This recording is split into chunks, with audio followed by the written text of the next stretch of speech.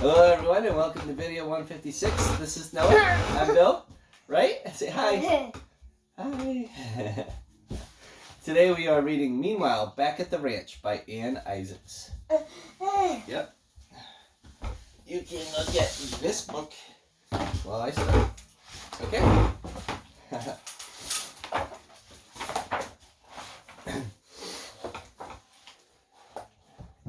On the 4th of July, 1870, the widow Tulip Jones of Greater Boar, England, inherited $35 million in a ranch at By Golly Gully, Texas. She moved there at once. She brought 2 trunks of tea and her 12 pet tortoises, January, February, March, and so on, in order of age, down to little December, who was not much bigger than the period at the end of the sentence. 3 servants came along as ranch hands, Lindsay, Woolsey, and Calico.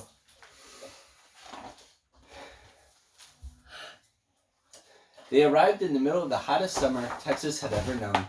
By Golly Gully was so hot that chickens laid hard-boiled eggs and lizards hobbled around on tiny stilts to avoid burning their feet on the ground. "Grab your hose, girls," said Tulip Jones. "We're going to plant a garden." She soon found that everything raised on Texas soil grows faster, bigger, and better than anywhere else.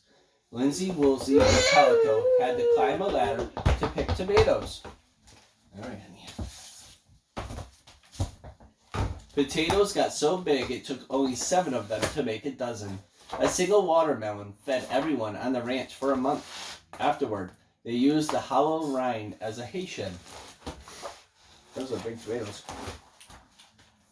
Not surprisingly, Widow Jones' tortoise also grew to amazing proportions.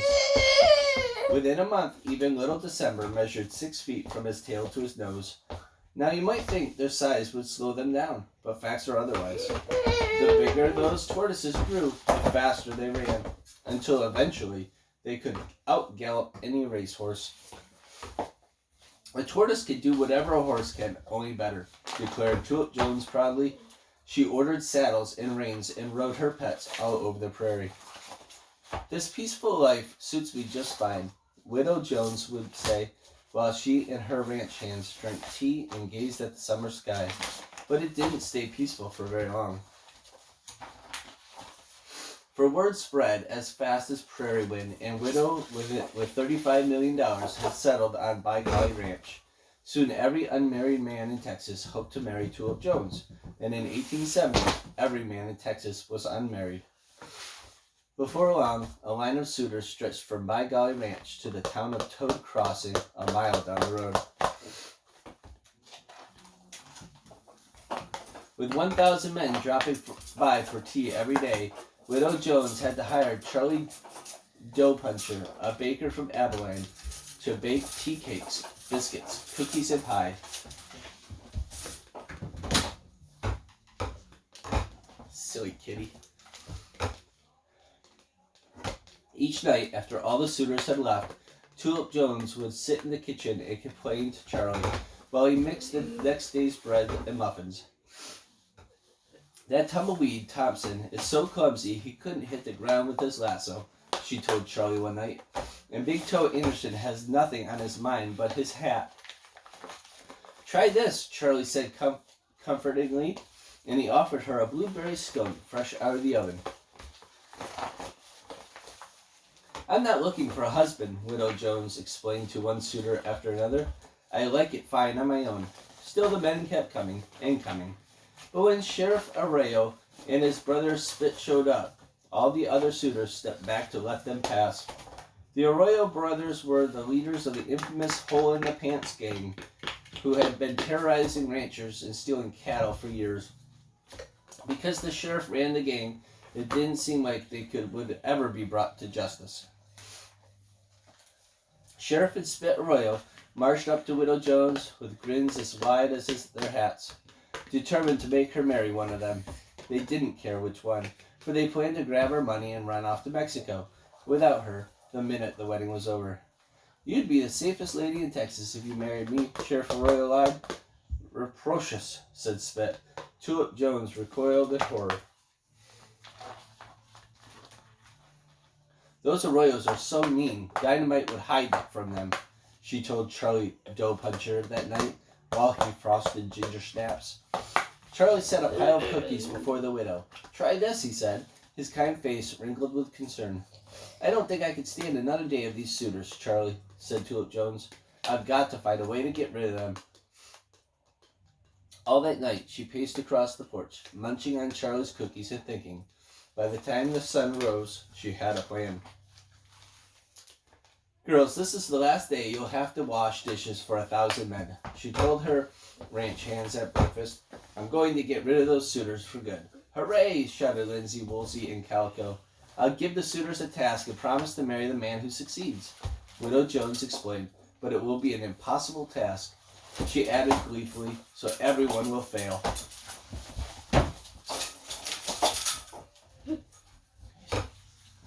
Silly kitty again. But what if someone should succeed? Asked Calico. Succeed? Tulip Jones snorted in disgust. Those men are so weak they could lift their own shadows. Still, the ranch hands weren't convinced. We won't have any peace at this ranch until Widow Jones gets married, Lindsay said as she washed teacups.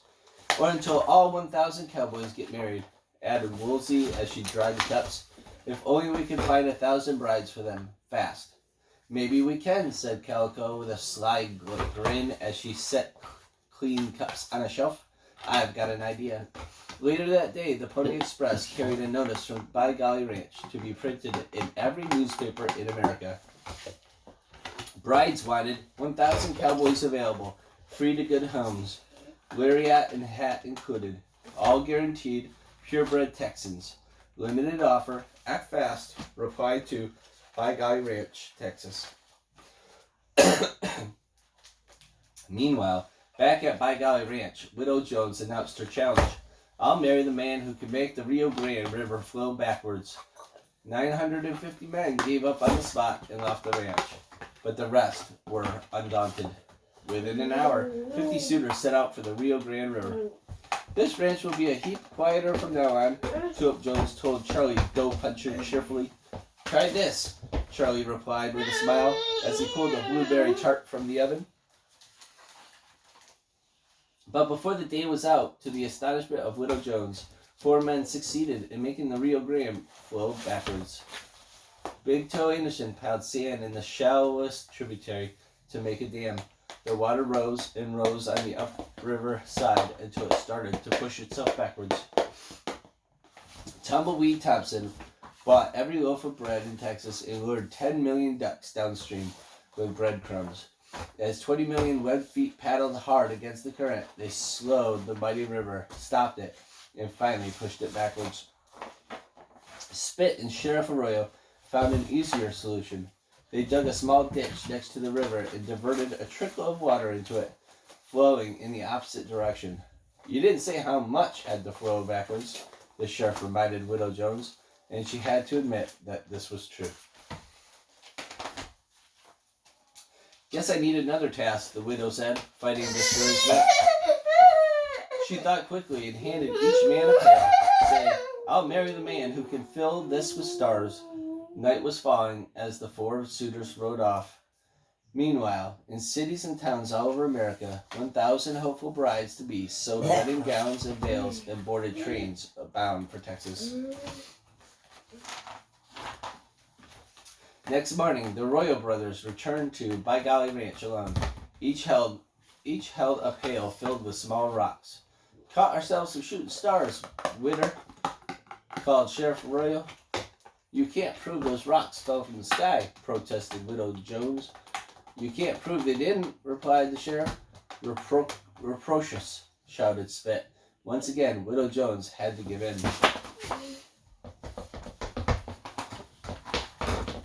Help me, Charlie, she cried, racing into the kitchen. I need another task, fast, and this time it has to be truly impossible. Try this, said Charlie, showing her the front page of that morning Abilene Gazette. Hole in the Pants gang still at large. President Grant says catching gang is challenge of the century. Why, Charlie, what a wonderful idea, said Tulip Jones. She ran back outside and announced, I'll marry the man who puts everyone in the hole in the pants gang in jail. Sheriff Spit Arroyo's jaws dropped so wide that several young bats mistook their mouths for caves and flew in to hang upside down in their teeth. Every last one? Spluttered Sheriff Arroyo, choking on bats. Reproaches, shouted Spit. He howled with laughter, and the sound was so bone-chilling that coyotes all over Texas covered their ears. At that, the Arroyo brothers rode off, and for the rest of that night, Tulip Jones paced across her porch, sharing her worries with Charlie. Those sneaky Arroyo brothers are bound to come up with some kind of trick, she said. Oh, what can I do? Charlie offered plenty of strawberry shortcake and sympathy, but neither he nor Tulip Jones got a wink of sleep that night. But this is a good book so far, right? Yeah, let's see what happens, okay? Let's see what happens. Meanwhile, at the Abilene station, 1,000 brides got off the train and marched to By Golly Ranch. Their white gowns and long white veils blew out behind them. It is snowing, or am I seeing ghosts? Widow Jones asked her ranch hands the next morning as the brides appeared on the horizon. Ma'am, I can explain, said Lizzie, and told her about the newspaper notice. Thank you, girls. You've given me a splendid idea, said Tulip Jones. Saddle up the tortoises, she added as she ran to welcome the brides. We're all going for a ride. Yeah, this is a cool book. Look at this. Not yet. Gotta wait. Let's see what happens. Minutes later, the tortoises galloped out by Golly Ranch with 1,000 brides on their backs, while Widow Jones shouted instructions. Take out your needles and thread, ladies. In Dungaree Canyon, the hole in the pants gang were fast asleep when Widow Jones and 1,000 brides showed up. On the way there, the women had stitched together the wedding veils to make a 5-mile-long net. The moment they arrived, they raced along the cliff edge, dragging the huge net over Dungaree Canyon and sealing off every possible escape. What? What's the matter? What's the matter? Show me. Not yet. Show me. There you go. When Sheriff Arroyo spit and the gang woke up, they found themselves surrounded. Don't make us get married, the gang begged, trembled in terror. They burst into tears. Throw us in a swamp with alligators. Make us eat lizard guts.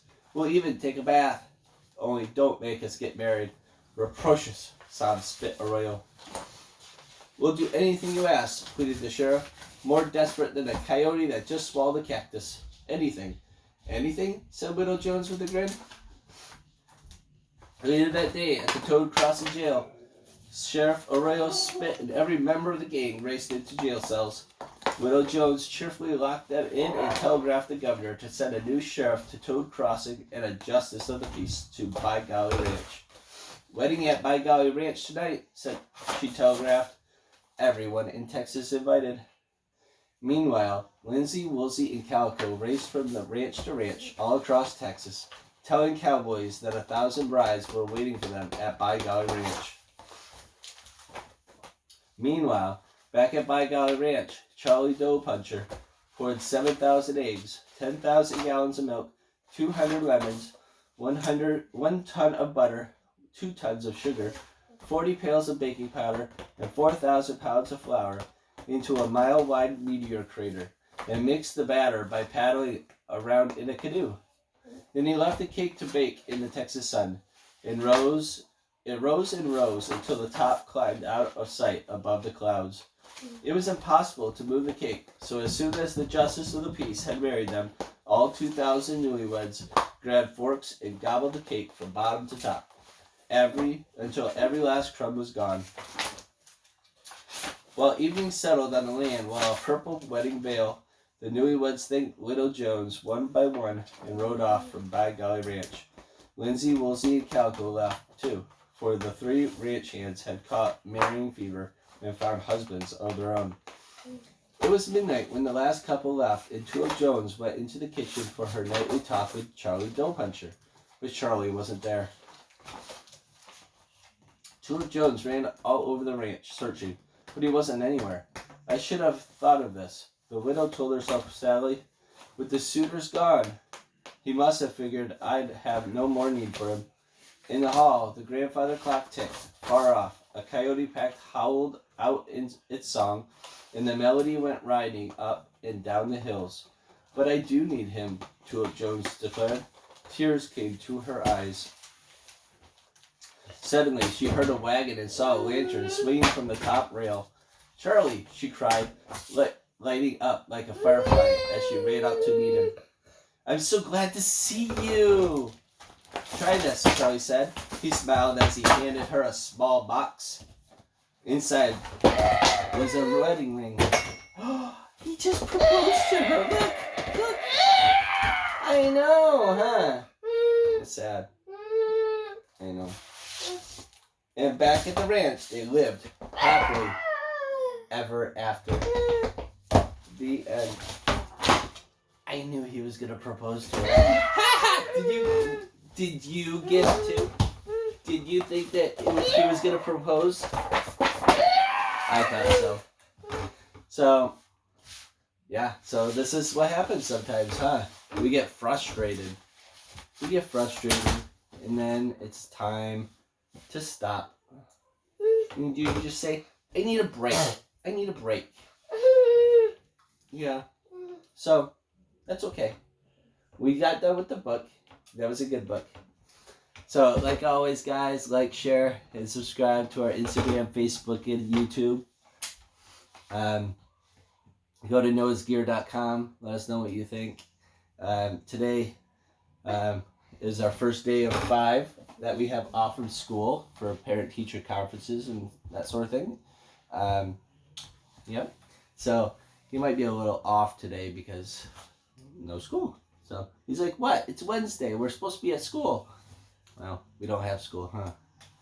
So anyways, we got a couple fun projects we're going to do for Halloween. Huh? Yep. We collected a lot of leaves today for that project. Yeah, that was fun. We'll show in a later video how that comes about, huh? Yep. So, I hope you have a good week. Can you say goodbye to everybody? Say goodbye. Say goodbye. Say goodbye. Alright, guys. I'll see you later.